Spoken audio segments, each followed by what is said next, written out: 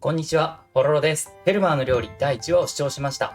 いつまで引っ張るんだと突っ込まれそうですが、これは言わずにはいられません。話の構成がトリリオンゲームそっくりでしたね。開始早々にレストラン K で鋭く厳しい指示を出すガクが存在感を放っていましたが、もう一人の主人公であるカイの姿がそこにはありません。これは一体どういうことなのでしょうか。そして時は遡り2023年。どうやら今まで見ていたのは視聴者の興味を引きつけるために作られた過去からつながる不穏な現代のシーンだったようです。この構成、なぜか春が不在の現代のトリリオンゲーム社とそっくりです。きっとたまたま似てしまったのでしょうけれども、まったくこんな見せられ方をしたら気になってしょうがないじゃないですか。ということで、今回はフェルマーの料理第1話を振り返っていきましょう。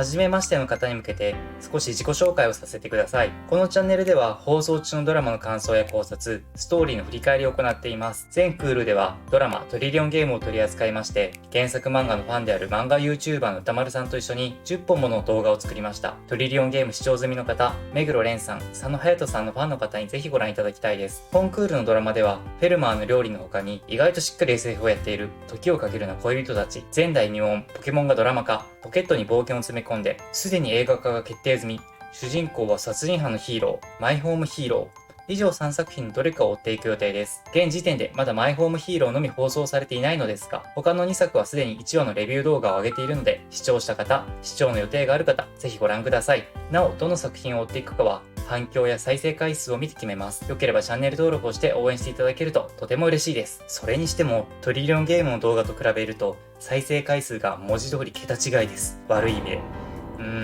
トリリオンゲーム。特に目黒蓮くんのパワーはすごかったな。はじめにフェルマーの料理の概要をお話しします。原作が月刊少年マガジンで連載されている漫画作品です。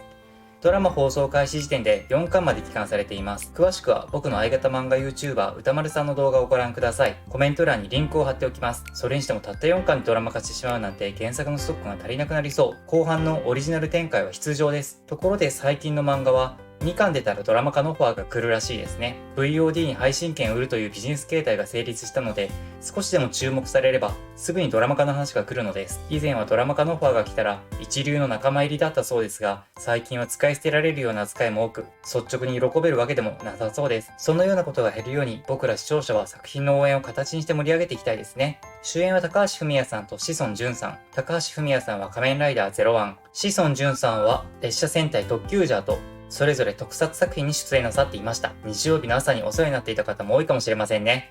放送は毎週金曜日の22時から、TVer で見逃し配信もされています。完全に見逃してしまった方は、Unext や Netflix でご覧ください。特に Unext は初めてだと初月無料なので気軽に試すことができます。こちらもコメント欄にリンクを貼っておきます。それでは第1話を振り返っていきましょう。主人公北田岳は高校3年生、東大に進学し数学者になることを夢見ている若者です。なかなかにハードルが高く見上げるような志ですが、大げさな話ではなく十分に実現可能な実力を持っています。ところが上には上がいるもの。一緒に数学オリンピックに挑戦する仲間を見て自分の才能に限界を感じます。結果的に彼は数学オリンピックを諦め、失意の日々を送っています。それでも東大に現役合格できる実力があるのはとてもすごいこと。宇梶隆さん演じる岳の父親も息子が東大に入ることを夢見ています。岳はある時、アルバイト先の学食でまかないとしてスパゲティナポリタンを作ります。それを食べた同級生の魚見愛は絶賛します。そこに独特の雰囲気を持った金髪の男が現れます。彼は突然岳が食べるはずだったナポリタンを味見し、すべて平らげてしまいます。率直に不審者以外の何者でもありませんが、岳はその日のうちに彼を学生寮に招き入れ、手料理を振る舞われることになります。この男こそ朝倉海、彼の作った手料理、これもまたナポリタン。その絶品は岳にとって未知との遭遇でした。しかし、岳が作ったナポリタンも相当な出来です。ところが事態は急展開を迎えます。岳が通っている私立ベルス学園の理事長から退学を言い渡されてしまうんです。数学オリンピックを諦めた岳は学園にとっての不良債権として扱われてしまったのです。理事長を演じるのは及川光弘さん。独特の存在感で画面に映る前から声だけでああこれはミッチーと気づいてしまいました。それにしても東大に入る実力を備えているだけで十分に学園の広告の役割を果たしてくれると思うのですが、求めているレベルが高すぎます。そもそも学に450万円もの助成をしていたのです。生半可な学園ではなさそうですね。理事長は退学だけでなく450万円を返せと迫ってきます。一学生を相手にとんでもない要求です。学は土砂降りの中土下座をして陳謝しますが許してもらえません。学のことを力強く失敗作と蔑み理事長は去りました。そこにカイが現れます。自分は偉大な数学者フェルマーにはなれなかったと心境を吐露しますが、しかし彼はガクの料理の実力を褒め、認め、そしてスカウトをします。お前は主人公だ。物語はまだ続く。カイは数学者を目指すことだけは道ではないと説いたのです。しかし、父に東大に入ることを絶望されていることを分かっているガクは、その提案を受け入れることができません。ある日、ガクはアユに東京まで連れ出されます。向かった先はレストラン K でした。ここはカイがオーナーシェフを務めている高級フレンチレストランです。ガクをスカウトしたいカイがアユに接触し、連れてこさせたのです。その日、レストランは貸し切りとなっていました。もてなす相手は、なんとペルス学園の理事長一行。カイはそこでガクにメインディッシュ、スパゲティナポリタンの調理を担当させます。驚くガク、もちろん拒否しますが、ここで終わっていいのかと煽られます。退学を迫られ、後に引けなくなっているガクはこの難題に挑戦することを決めます。そして調理を始めるともう手が止まりませんでした。彼は料理を逆算してレシピを組み立てていくという神業を見せます。数式が散りばめられる演出が彼の天才性をうまく表現していました。しかしそれはガクが今までいた数学の世界においては当たり前のことでした。彼が作り上げた一品は学食でまかないとして作ったナポリタンをさらに進化させたものでした。カイに作ってもらったナポリタンの技術を取り込み、全く新しいナポリタンが誕生したのです。今までにないナポリタンに舌包みを打つゲストたち、メインディッシュがナポリタンであることに納得がいかなかった理事長も、その絶品の価値を認めざるを得ません。カイは約束していました。料理が美味しければシェフを称えていただきたいと。果たして調理場から現れたのは退学の勧告をし失敗作と断じたガク、その人でした。カイの口車に乗せられガクに頭を下げることになった理事長、もちろん退学も取り消しとなりました。全てはカイの計略、悪い顔をしていました。一方の理事長は表情が歪み切って顔芸が炸裂していました。カイは改めてガクに言いました。お前の数学の才能は料理のためにある。月日は流れ卒業式、ガクは出席での卒業となり、当然東大にも現役合格。しかし彼は決めていました。東大合格を蹴り、レストラン K でシェフになる。愛する父は認めてくれるのでしょうか。はじめはガクの決意の前に険しい顔で何も言えなかった父でしたが、理解してもらうことを諦めて立ち去るガクに必死で追いつき、父さんの人生ではお前が主人公だとガクを応援してくれました。ここで二人が抱き合うんですが、ガクねー、なんつう表情してくれてるんだと。こんなピュアなガクが1年後まさかの変貌を遂げます。一体何があったのか。そのヒントは K でのカイの行動にありそうです。ガクを出迎えたカイは、俺たちは料理をもって神に挑むと高らかに宣言します。湧き立つガクでしたが、シェフの一人、赤松ランナが言います。カイはあんたが思うほどできた人間ではないよ。ガクの窮地を救ったカイでしたが、どうやら恨む顔があるようです。そして場面は変わり、カイと正体不明の男が2人。カイは言います。見つけたんですよ、最高の脇役を。あれカイ君なんだいその主役は俺だと言わんばかりの発言は。そして男のうち1人は上半身裸です。惜しげもなくそのマッチョな裸体を晒しながらステーキを食べています。その肉体にソースが跳ねましたが、気にする素振りもなく、さっと拭き取ります。服を汚したくないんだ。合理的だろ？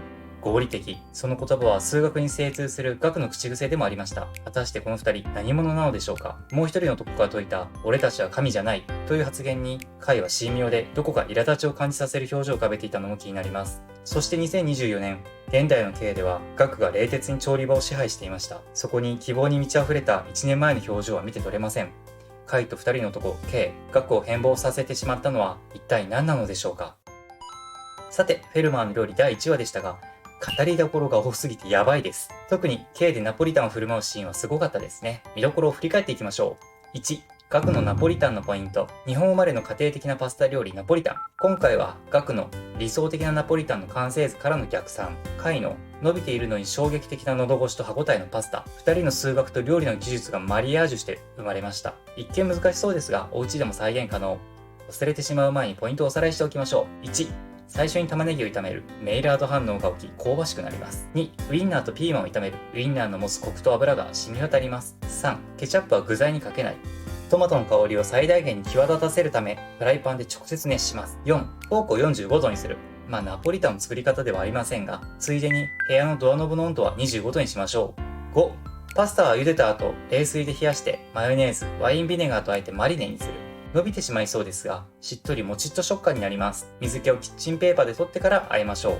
和えた後はラップをして冷蔵庫へ。さて、以上を踏まえて、僕も実際に作りました。パスタを茹で、隣で具材を炒め、そして気づきました。冷蔵庫で冷やす時間がない。そう、ドラマの中でガクは、カイから70分の時間を与えられていました。これはささっと手軽に作れる料理じゃないのです。70分からパスタを茹でる時間と調理にかかる時間を引き算して、算出された時間を冷蔵庫で冷やすのを忘れずに。結局数学させられますね。結局僕が作ったナポリタンで新食感の実現は叶いませんでしたが、それでもワインビネガーの酸味がアクセントになって非常に美味でした。2、ガクの表情がキラキラすぎる。貝の煽り性能が高すぎる。ガクが高橋文哉さんの表情が眩しいんです。イケメン俳優じゃなくて皮面俳優ですか彼は。そして貝の煽りがこれでもかというぐらい理事長に刺さっていましたね。理事長及川光弘さんの顔芸に先ほど言及しましたが、改めて見たら貝も目をかっぴらいていい勝負していました。半沢直樹かな。いい顔してるよみんな。3、ガクの口癖。ガクには2つの口癖があります。見える、合理的。見えるは頭の中で先に計算してしまうことで、未来予知に近いことをしているのでしょう。そしてその言葉は自然と発せられます。彼にとって見えることは当たり前ですが、数学がわからない人間にとっては理解不能な領域です。現在の学はそのギャップに苦しみ、苛立ちを爆発させていました。合理的は数学の世界で戦っていた学にとって必須の概念。事象を数字に当てはめ、合理的な解決を探っていくのが数学という学問。解までの道のりはいつも一本道なのです。4、お父さんとの関係。お父さんは学が東大に行くことを望んでいましたが、それは息子が東大生という見栄が欲しかったとは解釈できません。最近、母という呪縛、娘という牢獄というルポルタージュを読んだのですが、こちらは母が娘を医大に入学させることに取り憑かれ、虐待や束縛をし、最後は娘に殺されてしまうという実話でした。読み進めるのが重たい内容なのですが、この悲劇的な事件が日本で起きたという現実、そこに至る過程で何が起きたのかを知れたのは、人と人、親と子の関係を再考するきっかけになりました。話が脱線しちゃいましたが、ガクのお父さんは全くの真逆で、息子は東大に行きたがっている、それを応援してやるのが親の務め、という考えによるものでした。そうじゃなくなったことを知った時にショックを受けて、何も言えなかったことを詫びていましたが、いやお父さん十分に切り替え早かったと思いますよ。息子が東大決定、高卒でシェフになるって相当なことだと思います。とっても理解力のあるお父さんで感動的な場面を演出してくれました。5、謎の男の家。大丈夫ですよ。来ていませんから。ソースに対して無類の防御力を誇る謎のマッチョメン。彼の名前は淡島優作。その登場の少し前には淡島の表札がかかった家が映されていました。彼は淡島の家で出張シェフをしていたと推察されます。彼ほどの手だれのシェフを呼びつけ料理をさせる2人の男。今後どのような形で学に関わっていくのでしょうか。宝石のようにキラキラしていた尊い学が壊されてしまいそうで心配です。でもちょっと見たい。今回はフェルマーの料理第1話の感想、考察、ストーリーの振り返りを行いました。いやー、密度の濃い1時間でした。密度も濃ければ俳優さんの演技も濃い。それと、制作陣は22時30分に美味しそうな料理を見せつけられるこっちの心境を少しはおもんぱかってほしいです。原作漫画をよく知る漫画 YouTuber 歌丸さんはもう視聴したのでしょうか。漫画との違いを教えてもらうのが楽しみです。歌丸さんとの感想会も動画にするので、また見てくださいね。次回はマイホームヒーローを取り上げます。こちらは半グレ組織との戦いを描くハードな作品、ハートを強くして放送を楽しみに待ちます。と言いつつ、僕はアニメで見ているので心の準備は万端なんですけどね。マイホームヒーローは10月24日の深夜に放送開始です。X でも都度ドラマの感想をつぶやいたり、日常についてポストしたりしているので、よければフォローお願いいたします。それではまたお会いしましょう。バイバイ。